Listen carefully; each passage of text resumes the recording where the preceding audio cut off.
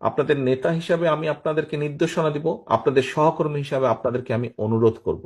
দেখুন, আমাদের কিছু কিছু সহকর্মীর মনে 5 তারিখের পরে একটি অদ্ভুত নতুন একটি অনুভূতি এসছে। কি মনে হচ্ছে যে আমরা বোধহয় সরকার গঠন করে ফেলেছি। প্রিয় সহকর্মীবৃন্দ, আমরা সরকার গঠন করিনি।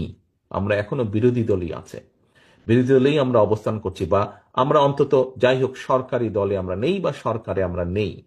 আমাদের যে সকল সহকর্মী এরকম ভুল উপলব্ধি করছেন, তাদের বিভিন্ন আচরণের জন্য বিভিন্নভাবে বিভিন্ন জায়গায় দল ক্ষতিগ্রস্ত হচ্ছে, দলের ইমেজ ক্ষতিগ্রস্ত হচ্ছে।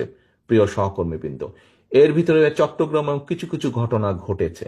আমি কঠোরভাবে আপনাদেরকে আজকে আপনাদের নেতা হিসেবে নির্দেশনা দিতে চাই, আপনাদের সহকর্মী হিসেবে আপনাদের কাছে বিনীত অনুরোধ করে বলতে চাই। দেখুন, আপনারা এখানে প্রত্যেকটি উপস্থিত 859 জন প্রত্যেকটি মানুষ, আপনারা এক একজন বিএনপির প্রতিনিধি। আপনারা এক একজন কিন্তু বিএনপির প্রতিনিধি। আপনার এলাকায়, আপনার যেখানে আপনি থাকেন, যেই যতটুকু জায়গা নিয়ে আপনার পরিচিতি, আপনাকে প্রত্যেকটা মানুষ আপনাকে চেনে বিএনপির একজন কর্মী বা বিএনপির একজন নেতা হিসেবে। হলেন আপনি বিএনপির, হলেন আপনি যুব দল, স্বেচ্ছাসেবক, ছাত্র দল, শ্রমিক দল, তাঁতি দল, যেটাই হন না কেন, এন্ড অফ দ্য ডে আপনাকে মানুষ, আপনার যদি নাম হয়ে থাকে এরশাদুল্লাহ, আপনাকে ও বিএনপির এরশাদুল্লাহ, আচ্ছা, এইভাবে আপনাকে কিন্তু মানুষ চিনে। ও নাজিম, ও বিএনপির নাজিম, আচ্ছা, এইভাবে কিন্তু মানুষ আপনাকে চেনে।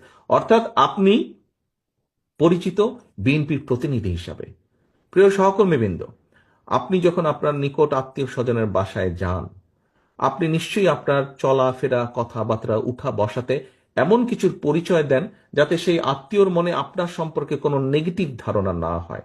এটি নর্মালি আমরা করি না, এটি নেগেটিভ ধারণা না হয়। সহকর্মীবৃন্দ, আপনি যখন এলাকায় পরিচিত বিএনপির প্রতিনিধি হিসাবে, কেন আপনি এমন কিছু করবেন? আপনার যেই কথা, আপনার যেই বিহেভিয়ার, আপনার যেই কাজের দ্বারা দলের ইমেজ, দল ক্ষতিগ্রস্ত হবে, কেন আপনি এটা করবেন? আপনার এলাকার মানুষ তো আপনারই স্বজন, আপনারই তো আপনজন। দুদিন পরে যখন ভোট হবে ইনশাল্লাহ, সেই ভোটের সময় তো আপনি ধানের শীষের পক্ষে ভোট করতে যাবেন। আপনি কোন মুখে তাদের কাছে ভোট চাইবেন? আজকে যদি এমন কোন বিতর্কিত কথা বা বিতর্কিত কাজ আপনি করে থাকেন, তখন তো সে আপনাকে উল্টা ইনসাল্ট করবে যে ওই দিন এই কাজ করেছিল না, কেন এখন আসছে ভোট চাইতে আমার কাছে? এই কথা আপনাকে শুনতে হবে। আমাদের পক্ষে সম্ভব না। আমরা বিশ্বাস করি না দামি নির্বাচনে, আমরা বিশ্বাস করি না নিশিরাতের নির্বাচনে, আমরা বিশ্বাস করি না ব্যালট চুরির নির্বাচনে।